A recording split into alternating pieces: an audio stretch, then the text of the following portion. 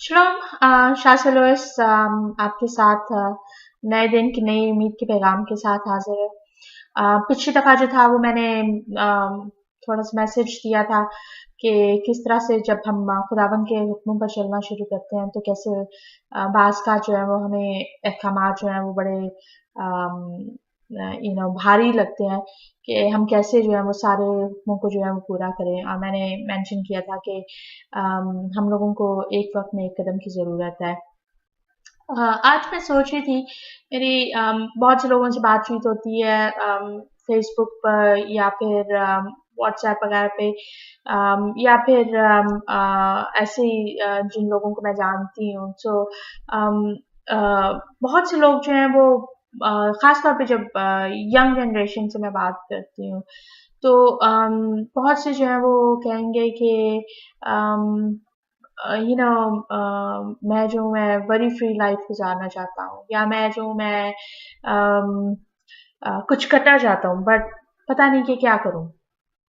मुझे ऐसे ही मेरे ज़हन में आ रहा था मुझे रबाई वाइनबर्ग है, मुझे उनका पूरा नाम नहीं मालूम याद नहीं आ रहा है। उन उनके एक कहना है मैं उसको पैराफ्रेज़ कर रही हूँ। उनके कहने के मुताबिक कि अगर आप अभी तक ऐसे जी रहे हैं कि आपको इल्म ही नहीं कि आप क्यों जी रहे हैं, तो आप अभी तक सही तौर पे जिए नहीं हैं।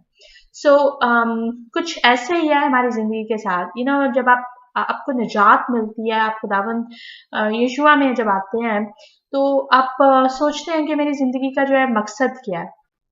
कलाम मुकद्दस में हमें इमसाल के 19वें बाब की जो 21वीं आयत है उसमें जो है वो लिखा हुआ है कि आदमी के दिल में जो है मंसूबे बहुत से हैं लेकिन सिर्फ और सिर्फ खुदाबंदी जो है वो उनको जो है उनके इरादे में जो है वो कायम करेगा।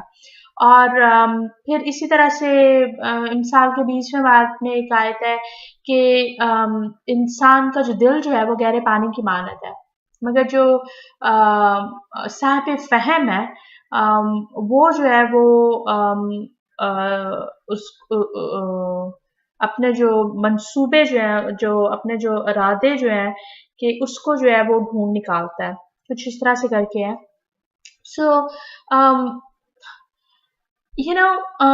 खुदा ने मुझे और आपको जो है मेरी और आपकी ज़िंदगी में जो है वो कॉलिंग रखी हुई है, बुलाहट है।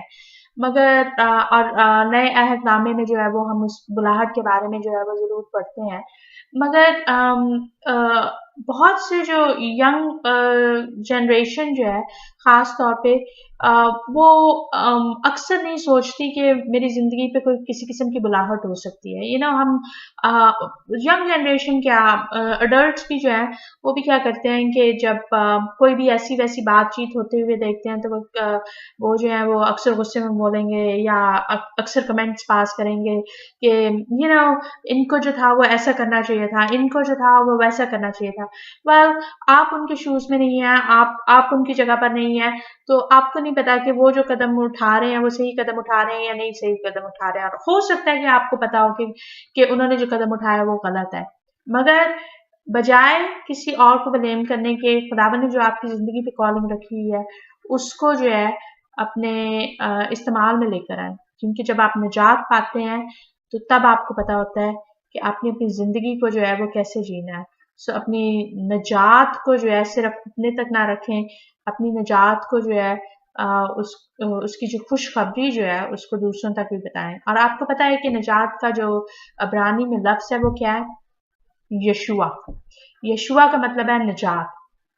और यशुआ जो है वो जीसस क्राइस्ट का यीशु मसीह का इब्रानी नाम है और नजात जो है वो हम लोगों ने दूसरों तक भी पहुंचानी है। सो खुदावन ने आपको आपकी ज़िंदगी पे ख़ास कॉलिंग रखी है, आपकी ज़िंदगी पे ख़ास बुलाहट है कि आपने नजात का जो पैगाम जो है वो दूसरों तक पहुंचाना है।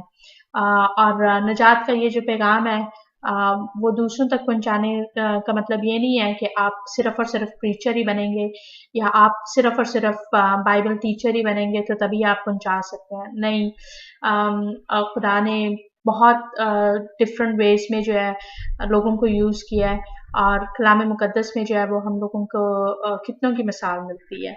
सो कलाम मुक़द्दस को देखें, कलाम मुक़द्दस को पढ़ें और सोचें कि खुदावंद ने किस तरह से उन लोगों को इस्तेमाल किया था और खुदावंद किस तरह से आपको इस्तेमाल करना चाहते हैं। शलोम जी।